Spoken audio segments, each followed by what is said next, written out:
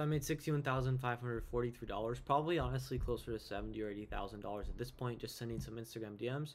I'm going to show you the 3 exact steps that we took, right? But the first one's kind of a prerequisite, was that we had attention.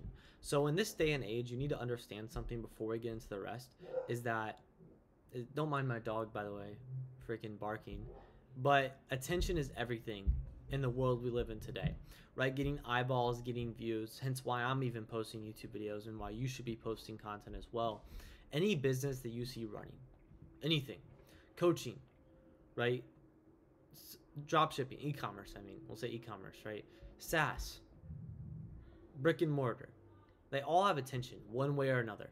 Whether this is organic content, whether it's ads, whether it's word of mouth, whether it's outbound, whatever, everyone is getting attention. And that's the only way to make money now. If you don't have attention on you, on your offer, on whatever, you're not going to make any money. So we had attention, which is why you need to be posting content. Hence why I'm posting content. Hence why this person made money, because they posted content. Always be focusing on attention, getting eyeballs, and just overall getting yourself out there. Because the more people that know about you, right, the more people that will know about your stuff, the more that you can sell. The reason why most businesses die is lack of cash flow, lack of leads, and the lack of cash flow, I guess, is because of lack of leads, right? The more leads you have, the more money you can make, okay? That's the prerequisite there. Let's go to step number 1, is our offer. So anytime you're selling stuff, you need to, the only way to make money is to provide value, unless you're like scamming or something, right? But we're not scamming over here. So we need to have an offer. We need to have a killer offer, a no-brainer offer, something so good people feel stupid saying no. And this all starts by understanding your audience on a deep psychological level, knowing their pains, their fears, their doubts, their desires, their beliefs, etc. Right? Knowing everything about them, knowing exactly what they want. Because if you know what somebody wants, you know what they're struggling with, you know what they don't want to deal with, you can easily sell something to them. Right? Like if I'm selling to football athletes, I know exactly what they want. They want to go D1, they want to go to the NFL. If I'm trying to sell them an offer on something that they don't want, if I'm trying to sell a football player soccer cleats or a soccer ball, it doesn't make sense, because they don't want or need my offer, right? Which is one of the reasons why they won't buy. So it's really understanding them on a deep psychological level, right? You have to know your audience. You have to know everything about them better than they know themselves. That way you can relate to them, right? Resonate with them deeply. And that's exactly what we did. The best way to do this, 3 ways to do this. Number 1 is taking calls, right? Sales calls or just normal calls, right? I really like analyzing sales calls. It's the best way, just because these are buyers. You get to understand the buyers in the audience, not just the everyday audience, but the actual buyers. So all you really want to know is the buyers in your audience, because if you know what your buyers want, you can just target your buyers. Another way is just doing research, which is an okay method. This is kind of like mid. This is probably the worst method. It's still good though. Going on Reddit, going on TikTok, seeing what people are talking about in that niche, seeing what they're struggling with. If you're trying to target people like a testosterone, you maybe go on r/testosterone. You start seeing what people are saying, like, oh, I've been trying this, this, and this. It's not working. Or I feel like this, blah, blah, blah. Once again, knowing their pains, beliefs, desires. And another way is personal experience. This is one of the best ways as well. So let's say you're selling, drop shipping. Well, you might, you went through this experience. So people are going to, you know what they're going through, right? Like, oh, you're probably sourcing products all day, or you're spending 10 hours to work on your website, but you have no leads coming through, or whatever, right? Or your ads are getting blocked by Meta. I don't know the latent conditions, the experiences of dropshippers, because I don't dropship. I tried it once with some like crappy product, but yeah, so it's like those are the 3 main ways to know your audience. On top of this, doing research on your competitors as well. Competitors are other people in your niche that are doing well. Just knowing what they're doing, what funnels, what their offers are, because they obviously know something that you probably don't. So those are like the 4 main ways to do market research, right? So then we can go into the offer. So essentially you want to have the dream outcome here, which is just what they actually want to achieve, perceived likelihood of achievement, how likely they think it is to happen, how long it's going to take, how much work they have to do. So in this case, self-improvement, audience, highest version of self, how to become the highest version of yourself, right? And the reason why the perceived likelihood of achievement was so high, because they've been watching this guy for a while on YouTube. They trusted him a lot. People are going to buy from you if they trust you, right? They have to know, like, and trust you. And these people knew him because they watched him for years. They liked him because they saw his growth. They saw his journey. He kept it real with them. And they trusted him because they've been watching him for years, right? It's the 7-11-4 rule. And really just the 7 rule, right? 7 hours of content. And if you watch 7 hours of content of someone, you're going to probably end up buying, or at least trust them. You're going to know them. You're going to like them. You're going to trust them if you resonate with them, because if you didn't like them, you wouldn't watch 7 hours of content, right? So we leverage case studies and trust here to, you know, make them actually like it, right? I mean, that's really it. And then time delay is 12 weeks, so 12 weeks to become the highest version of yourself. Seems not that long to become the highest version of yourself. Spirituality / self-improvement offer.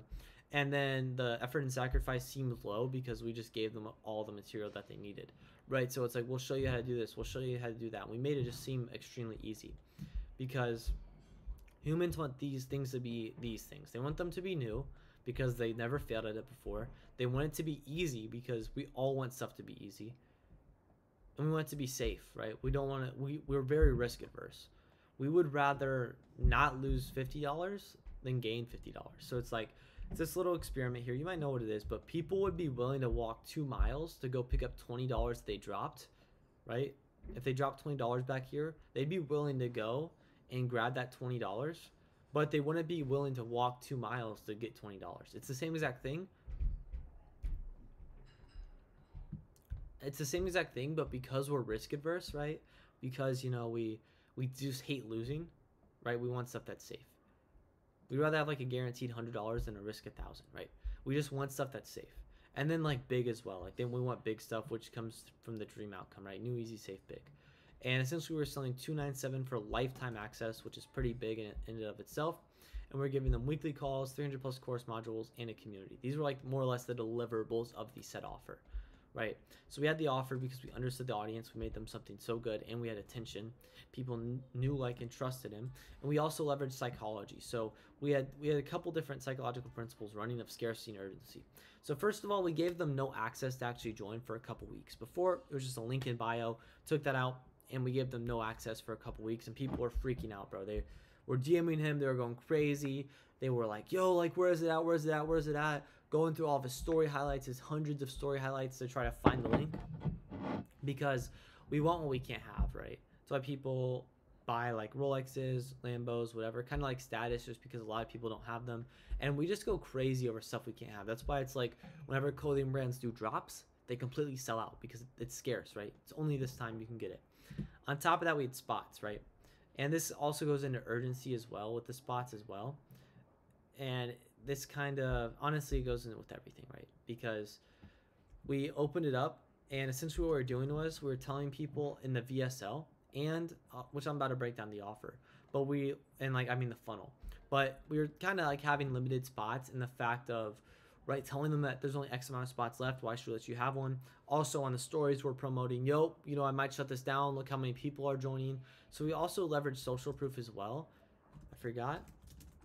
Just with the fact of the number of people, the amount of interest, right? The amount of interest, right? So we're using urgency, we're using scarcity, we're using social proof. And it's overall just making people freak out and want to join, right? Because whenever we hit these psychological triggers, they're like mental shortcuts, right? And people will just instantly act without really consciously thinking. So we did all of this, and it made people join like crazy. I mean, tons of DMs. He was getting, his DMs were literally flooded, bro. Like the DM setter was there like 3 days straight of just DM closing, right? So we just use psychology and persuasion to our benefit. And you always want to be using these psychological principles whenever you're selling anything. Limited spots, right? Time delay, you know, discount right now. Use social proof, use authority. If you read the book Influence, this is not it.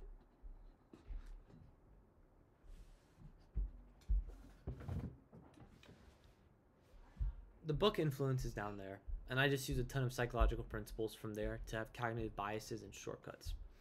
Cool. So how did this actually funnel? How did the funnel / bottom of funnel go? Well, it's very simple. They DM us on Instagram, a keyword. We'd send them an anti-VSL. What an anti-VSL is, it's a very raw VSL on a Google Doc that breaks limiting beliefs, install new ones, hits pain points, and explains your offer, right? That's literally it. He just talks about his story because the people heavily relate with him. It hits their pain points, and it shows how he got a result that they want to get to, so now they're very interested. They'd simply DM us, I'm in, and we tell them we only have 5 spots left, so like, why should we let you have one? And then they'd be like, oh, because of this, because of that.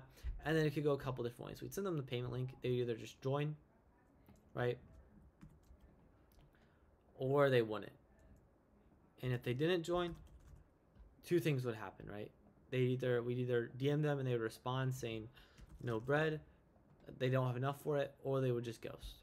So if they said that they didn't, if they said that they didn't have enough, what we would do is we would just downsell them for $47 a month, and then people would join, and if not, then they just didn't have the bread, right? And that's the exact flow. It's just logic, and that's exactly what happened in this funnel. Worked extremely well for us because they feel like they're talking to the creator, which honestly induces as well the authority principle as well, because they really like him, and the likeness because they like the creator.